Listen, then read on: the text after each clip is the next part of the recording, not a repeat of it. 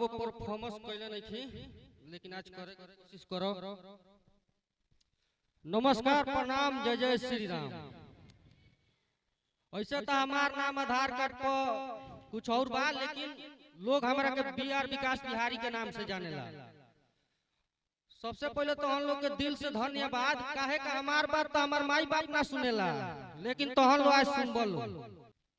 ऐसे अभी हम आइनिया तो जैसे गैरनिया सबरनिया तो नाश्ता करे गैरनिया यही जा, तो जो नाश्ता करिए तो तीत बनौले रहला। हमारा लागत रहला कि तीत बनैले बा सही लोग ये तीत खात हो, लेकिन ऐसा ना रहला। बाद में देखनिया कि साला एकरा एथी से सबसे ज्यादा जिलेबी बेचाता, काहे कि जितने लोग के तीत लागत उतने जिलेबी खाता। ताली नहीं खोलो बजाओ, क्या बात बा। ऐसा हम जानत नहीं कि तोहनो लोग के लागत होई के का बोलत नहीं, काहे के पहला बार हमार हवे, कोनो गलती होई तो माफ करियो लो। अरे कोई बात नहीं, बहुत बढ़िया कर रहे हैं आप। वो थोड़ी लैंग्वेज का बैरियर है ना, आपकी भाषा और यहाँ की भाषा में थोड़ा डिफरेंस है। जो भाषा यूज कर रहे हैं ना, थोड़ा समझने में प्रॉब्लम हो रही है। ऐसा हम आवत रही तो एगो लड़का रहे तो आके हमरे से टकरा गई, यही जाके लोकल रहे, हम डरवाए लागल है, चुकी रहे, कहते मार दे देखो साला मारब साला मुंह में जाई, ऐसा हमके मारी बताओ। तो कहनी के ज्यादा कैसे बकवासी करे, तो लोकल हो बाबूजी के बुला लिए, हम कहनी जो बाबू तोरा से झगड़ा ना करे, तो कहते रोक साला तोरा के आओ तनी हमने तो बताओ। तो हम कहनी सही में बुला के लिए क्या अपना बाबूजी के, तो देखो तनी बुला के लिए आओ तो अपना छोट भाई के उ आओ तो कहता तोरा के जे दोनों भाई मिल के मारे लागल जा। हम कहीं देख बाबू एगो तो ते उम्र में हमारा से छोट बड़े, तोरा मुंह से बड़ हमार साइज बा, कम बोल।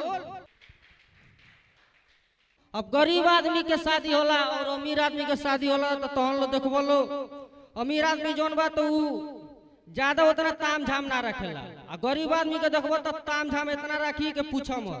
गरीब आदमी सब कुछ कली ओकरे पास ओकरा कली पैसा ना रही तो केनहू से कर्जा काट के लड़का के शादी में लेडीज नचावे खातिर कर्जा काट के ऑर्केस्ट्रा बांध दी, आ चल ऑर्केस्ट्रा बांध दलस तो ठीक बा। लेडीज वाली सन नाचत तरी सन, ओकनी के चलो ठंडी के दिन बा तो ओकनी के गर्मी होता चलो नाचत तरी सन। अब देखबो तो लो एगो बूढ़ का कमरा कापत रही न, अरे ठंडा लागी मर जइबा, ठंडी में हमनियो के दिक्कत करके जइबा। ऐसा थोड़ा अगर लैंग्वेज हिंदी में बोलेंगे ना तो लोगों को ज्यादा समझ में आएगा। ये थोड़ी भाषा हम लोग को समझ कम आ रही है। अच्छा ठीक है, करिए। चलो एगो गाना गा दो तनी, अब अगला बार आवल जी तो तैयारी करके आवल जी हिंदी में। तो पवन सिंह के गाना एगो हमार फेवरेट है, पवन सिंह के हम गाना सुननी, तो सैड सॉन्ग है। लोगवा के बतिया कोई दिहल तू सही, देबू तू धोखा हम सोचल ना रही, पाके दोसरा के भलही भूला जईबू हो, आँख से आँख अब ना मिला पैबू हो।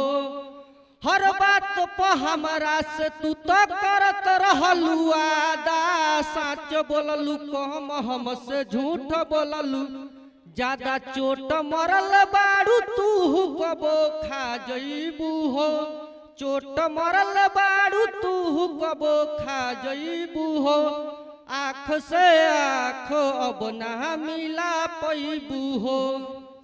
टिकबू ना कहीं तू जदी रहन रही, ऐसन हर केहू मिली ना, विकास बिहारी जैसन चोट मरल बारू तू कबो खा जईबू हो, आँख से आँख अब ना मिला पैबू हो, आँख से आँख अब ना मिला पैबू हो।